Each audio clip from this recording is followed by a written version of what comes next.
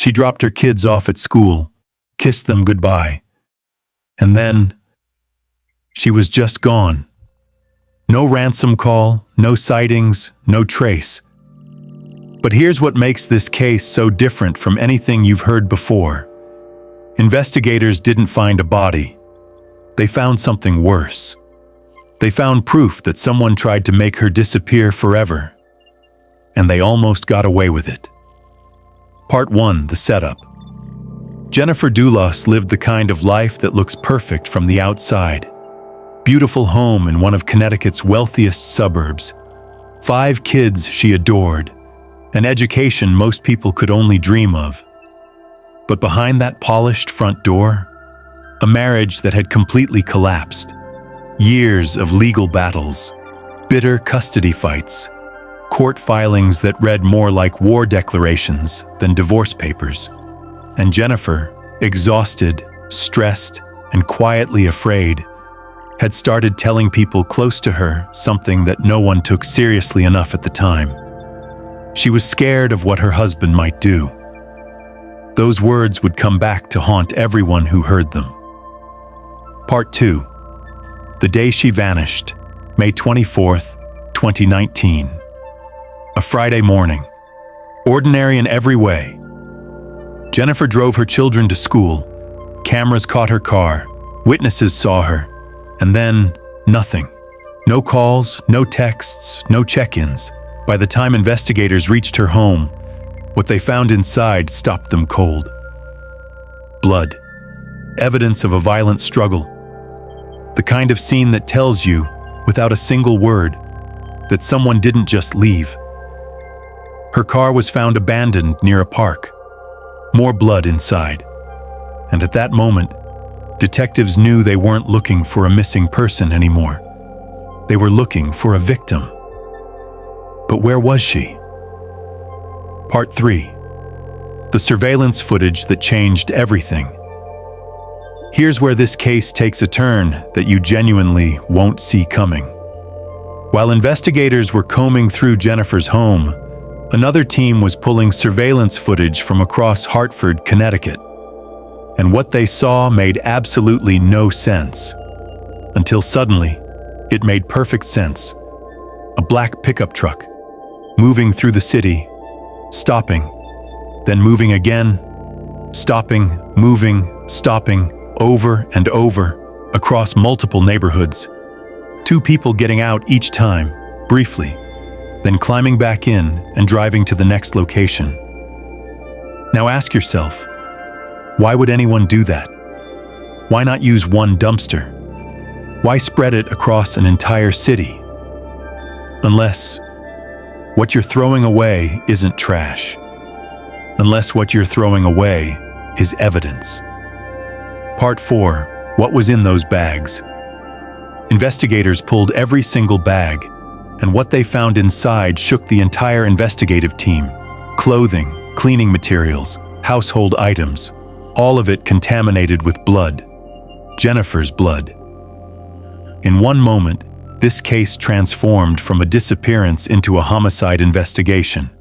And the man captured on that surveillance footage, stopping, discarding, moving on, discarding again, was Fotis Dulos, Jennifer's husband, the man she'd been fighting in court for years, the man she had told people she was afraid of. Part 5. The digital trail. But it didn't stop there. Investigators kept digging, and what they uncovered in the digital record is the detail that truly unsettles you. Searches, online research, information that prosecutors would later argue pointed to one chilling conclusion. This wasn't a crime of passion, it was planned. Think about what that means for a moment. While Jennifer was showing up to custody hearings and raising 5 children and trying to rebuild her life, someone may have already been thinking about how to end it. Part 6. The trial that never happened. Fotis Dulos was arrested, charged. The case exploded across national headlines. Day after day, evidence emerged that prosecutors said painted an undeniable picture. But the defense had one powerful argument: no body, no murder weapon, no direct witness, no final proof.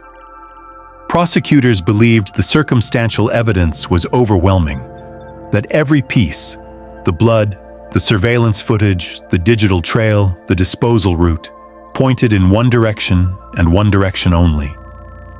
And then, before a jury ever got to decide, Fotis Dulos died after an apparent suicide attempt. The man at the center of everything, gone. No testimony, no verdict, no answers, and most painfully of all, no revelation of where Jennifer's remains might be. Part 7, the psychology. So here's the question that experts and investigators kept coming back to: how does someone get here? It rarely starts with violence. It almost never does. It starts with control. Small moments, subtle pressure, the gradual erosion of someone else's independence until the relationship isn't a partnership anymore. It's a power structure. Court records showed years of battles over custody, finances, and authority. The divorce wasn't just ending a marriage. For someone who sees relationships as possession rather than partnership, it was a threat. A threat to identity, to reputation, to control. And when people like that start losing that control, the danger escalates in ways that outsiders never see coming, until it's too late. Part 8. Where we are now. Today, Jennifer Dulos is still missing. 5 children grew up without their mother. Her family still carries a wound that doesn't close. And somewhere out there, the final answer to the final question is still buried. Investigators assembled one of the most compelling circumstantial cases in Connecticut history. They exposed what prosecutors believed happened. They documented a trail that told an entire story without a single eyewitness. But Jennifer herself has never been found. And that absence, that silence, is what makes this case haunt you long after you stop thinking about it. Because someone believed they could erase a human being. They believed they could be that thorough, that careful, that invisible. They were wrong. The evidence survived. Jennifer's story survived. But one question will stay with you. How does a person look at someone they once claimed to love and stop seeing them as a person at all? That's the question that has no easy answer. And maybe that's exactly why we can't stop asking it. If you want to learn more about the Jennifer Dulos case, links are in the description. Like, subscribe, and we'll see you in the next one.